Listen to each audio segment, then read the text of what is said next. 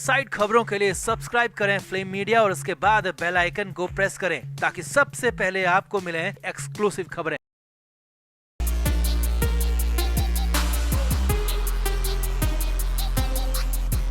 तो उद्धव ठाकरे के बेटे और भावी मुख्यमंत्री के तौर पर प्रोजेक्ट किए जा रहे आदित्य ठाकरे को घेरने के लिए राज ठाकरे ने अपने सबसे बड़े हुक्म के इक्के को चल दिया है और वो कोई और नहीं बल्कि खुद राज ठाकरे के बेटे अमित ठाकरे हैं। जी हां, अमित ठाकरे चुनावी मैदान में उतरने के लिए पूरी तरह तैयार है। पार्टी के लिए हमेशा से सक्रिय रहे अमित ठाकरे ने राजगढ़ की अहम बैठक में ये बड़ा ऐलान किया कि वो इस विधानसभा चुनाव में उतरेंगे और वर्ली विधानसभा सीट को उन्होंने अपनी प्रायोरिटी बताया। तो कुल मिलाकर अमित ठाकरे की राजनीति में एंट्री पूरी तरह आदित्य ठाकरे को घेरने की प्लानिंग है। तो क्या इस बार वर्ली में अमित ठाकरे बनाम आदित्य ठाकरे के बीच चुनावी युद्ध होना फाइनल हो चुका है? आपको भी पूरी डिटेल खबर दिखाते हैं। आप भी वीडियो को शेयर करें और अपनी राय कमेंट बॉक्स में जरूर दें।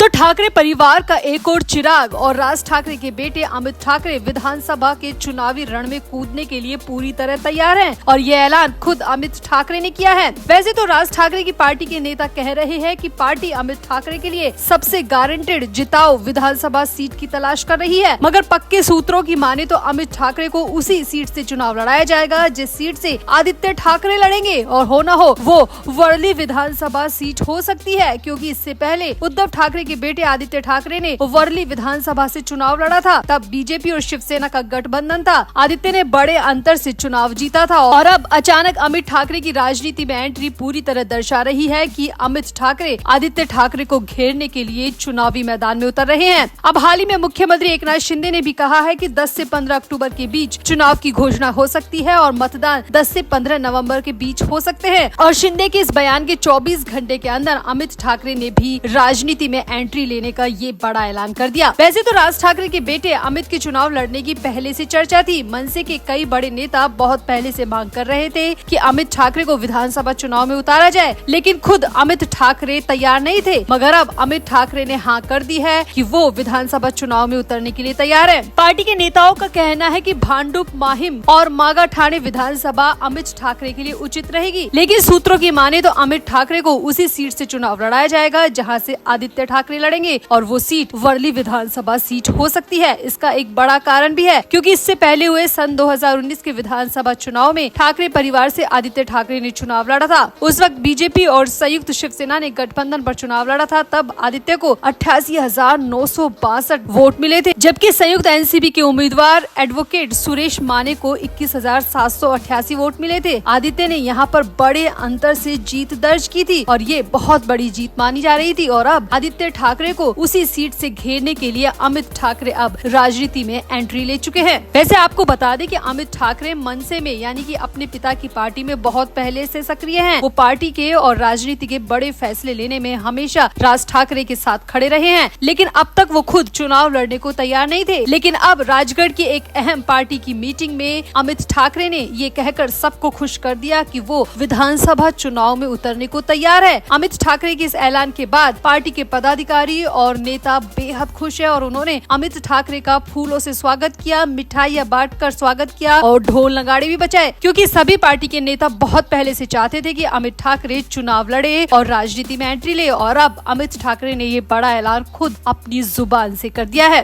तो आपको क्या लगता है, अमित ठाकरे की एंट्री से महाराष्ट्र विधानसभा चुनाव और भी दिलचस्प हो गया है? क्या वाकई में अमित ठाकरे की एंट्री से आदित्य ठाकरे के लिए मुश्किलें खड़ी हो जाएगी? क्यों यूबीटी में अब अमित ठाकरे के नाम से खलबली मच गई है? क्या वाकई में अमित ठाकरे का आना यूबीटी और आदित्य ठाकरे के लिए बेहद मुश्किल भरा होगा? तो आप भी अपनी राय कमेंट बॉक्स में जरूर दें और वीडियो को भी शेयर करें।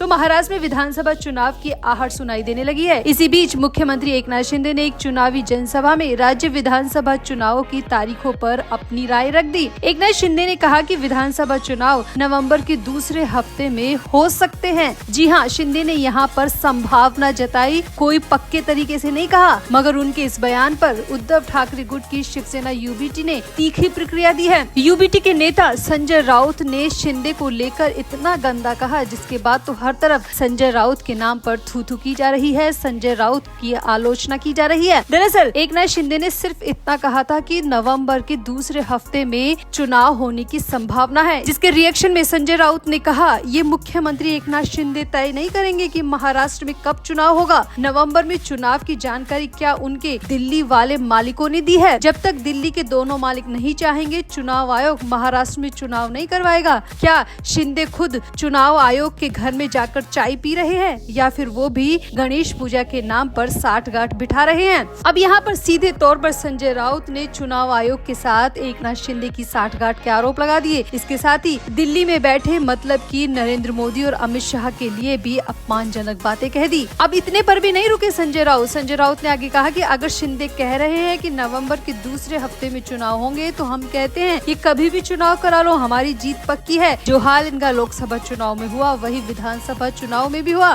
संजय राउत ने आगे कहा कि आखिर इनका नवंबर के दूसरे हफ्ते में चुनाव को लेकर इतना बड़ा बयान क्यों दिया। संजय राउत ने कहा कि शिंदे को कहां से जानकारी मिल रही है कि नवंबर के दूसरे हफ्ते में चुनाव होंगे। वो तो सिर्फ राज्य के एक मुख्यमंत्री है, वो भी उन्हें सत्ता मिली नहीं है बल्कि उन्होंने सत्ता को हड़पा है। आगे संजय राउत ने कहा कि शिंदे इस बात का जवाब दे, क्लियर करे कि आखिर उन्हें कैसे पता चला कि नवंबर के दूसरे हफ्ते में विधानसभा चुनाव होंगे। अब आगे देखिए, आगे भी संजय राउत रुके नहीं। संजय राउत ने आगे कहा इनके मन में डर है इसीलिए चुनाव में देरी करा रहे हैं। मुंबई में बीएमसी चुनाव नहीं करा रहे, मुंबई में भी हम जीतेंगे। यहाँ पर संजय राउत ने बार बार एकनाथ शिंदे का नाम लेकर और विधानसभा चुनाव की तारीखों को लेकर बहुत कुछ कहा, जिसके बाद तो महाराष्ट्र की सियासत में हर तरफ संजय राउत के इस बयान की आलोचना की जा रही है। अब आप ये भी जान लीजिए कि एकनाथ शिंदे ने क्या कहा था। तो महाराष्ट्र के मुख्यमंत्री और शिवसेना के अध्यक्ष एकनाथ शिंदे ने एक चुनावी जनसभा में संभावना जताई कि नवम्बर के दूसरे हफ्ते में चुनाव होने की संभावना है। 2 चरणों में चुनाव कराना बेहतर होगा। यहाँ पर सिर्फ शिंदे ने संभावना जताई, कोई भी यकीनन तौर पर या फिर कोई भी पक्के तौर पर नहीं कहा। लेकिन फिर भी संजय राउत ने इस बयान को इतना तोड़ मरोड़ कर इतना निंदनीय तरीके से पेश किया, जिसके बाद तो खुद संजय राउत आलोचकों के निशाने पर आ गए हैं, मीडिया के निशाने पर आ गए हैं। क्योंकि सिर्फ संभावना भरे बयान पर कोई इस तरीके से मुख्यमंत्री का अपमान करे, ये किसी को भी बर्दाश्त नहीं है। तो आपको क्या लगता है, संजय राउत का ये बड़बोलापन, संजय राउत की गंदी जुबान क्या वाकई में उद्धव ठाकरे के लिए मुश्किलें खड़ी कर सकती है? क्या सिर्फ एक संभावना जताने पर शिंदे का इतना बड़ा अपमान करना सही है? आप भी अपनी राय कमेंट बॉक्स में जरूर दें और वीडियो को भी शेयर करें।